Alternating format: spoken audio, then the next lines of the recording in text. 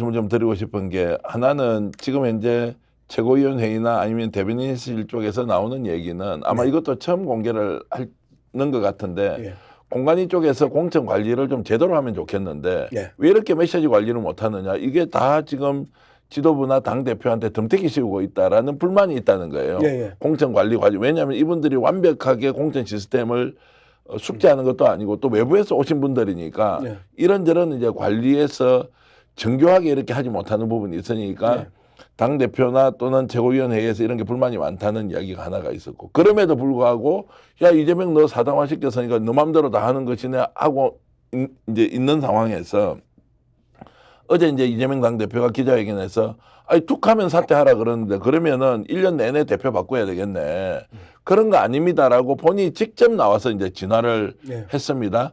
한편으로는 다행스럽기도 하고 한편으로는 오죽하면 이재명 당대표가 이렇게 나와서 하느냐라는 생각이 들어서 정말 우리가 지금 확인하고 있는 여러 가지 언론을 통해서 마치 확인된 것처럼 우리가 접하고 있는 정보가 실제로 사실이 아닐 수 있다는 전제로 공천 과정을 좀 지켜봐야 한다는 생각은 들더라고요.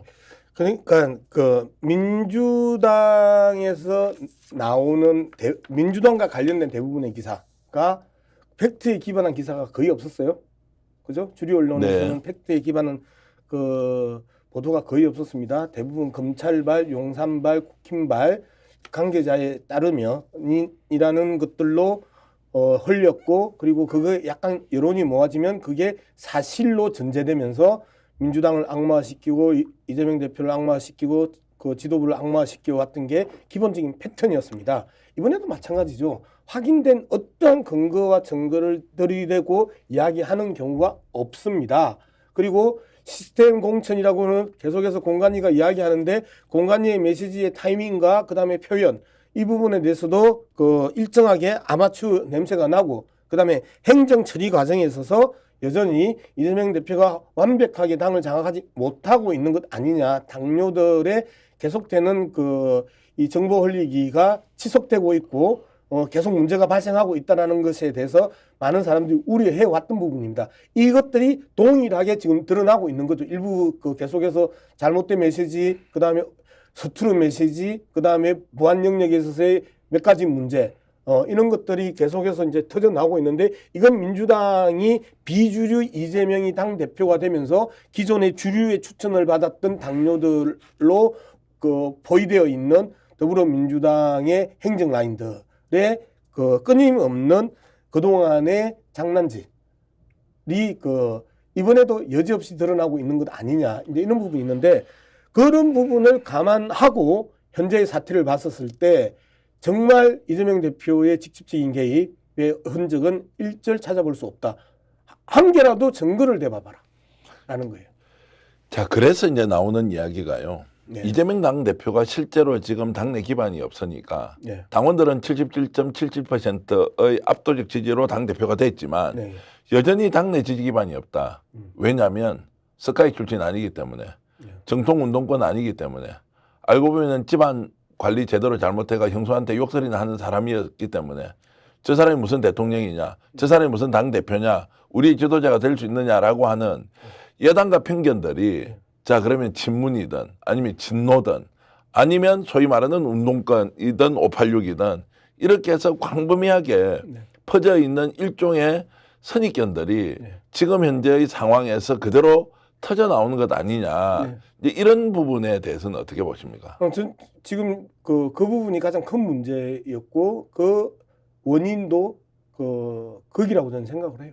여전히 이재명, 예전에 내가 그 초선할 때, 내가 재선할 때 부대변인 시켜달라고 코 찔찔 흘리면서 뛰어다니는 아이, 이렇게 표현을 해요. 그렇게 저한테 직접 그 했던 사람이 있어요. 그래서 내가 시켜줄까 말까 하다가 한 번 시켜줬어. 이렇게 이야기하는 사람들이 있단 말이에요. 자, 그리고 운동권 출신들, 소위 말하는 그 386 세대들이 그렇게 술자리에서 공공연히 그렇게 이야기해요. 나는 학생운동 하지 않은 애들은 안 믿어 라고 이야기를 해요. 그리고 그 옆에 학생운동 하지 않은 재선 의원이 그 이야기를 듣고 크게 상처를 입었어요. 그리고 술 마시다 그런 이야기를 토로해요. 누가 그렇게 이야기했다고. 자, 이들이 가지고 있는 아주 오만한 학생 운동권 엘리트주의가 민주당의 상당 부분 뿌리 내리고 있고, 그리고 그 엘리트주의를 중심으로 해서 선배 세대들, 소위 말하는 정통파 주류 세대들이 함께 손잡고 끊임없이 이재명 당대표를 비주류로 격화시키고 폄하시키면서 이재명 당대표가 무슨 일을 할 때마다 뒷다리 잡고 브레이크 걸었고 심지어 체포동의안에 가결표까지 던진 사람들 아닙니까? 자, 그렇게 이제 보면 지금 민주당에서 극복해야 될 것 중에 하나가 네. 이 아주 싸구려 선민의식, 이 특정인에 대한 현재의 모습이 아니라 네. 과거에 살아왔던 이력을 가지고 예단 편견을 가지고 재단하는 이런 모습은 정말 이번에 민주당이 구태를 벗어던진다는 마음으로 정말 제거해야 되는 정말 악습 중에 하나다, 이런 생각이 들고요. 네, 천박한 선민의식, 천박한 선민의식이 가지고 있는 폐해가 이재명 대통령 후보 그리고 당대표로 이어지는 이때 그들의 미천들이 다 드러났어요. 자, 민중을 위해서, 서민을 위해서 개 풀 뜯어먹는 소리 하지 말라고 그래요. 눈에 보이지 않는 민중을 위해서 자신들이 살았다고. 그리고 자신들이 외면하는 서민들을 위해서 자신들이 정치를 했다고. 그러면 그 민중이고 그 서민이 우리 당의 비주류들이에요. 그런데 이들조차도 기본적으로 내가 너희들을 돌보아주는 거지 라고 하는 선민의식, 천박한 선민의식이거든요. 제가 이제 예를 하나 말씀드리면, 그 원로 정치인 한 분이 지금도 네. 국회의원 출마하시는 분인데, 네. 이분 말씀이 386으로 대표되는 민주당 국회의원 출신이 1년에 300일을 골프장에서 골프를 치고 자빠져 있더라. 네. 이게 무슨 운동권이고 무슨 이게 한국의 민주화 운동의 주역이라고 할 수 있느냐. 네. 김대중 대통령이 대통령 시절에 이 젊은 사람들을 국회에 입성을 시키면서 너희들은 평생 살아야 할 공간이 서민들이 사는 곳이고 늘 시장에 가서 민심을 경청을 하라. 그런데 지금 이 사람들이 한 15년, 20년 지나고 나서 골프장에서 1년에 300일을 골프를 치고 자빠져 있다는 것을 보면서 통탄하지 않을 수가 없다.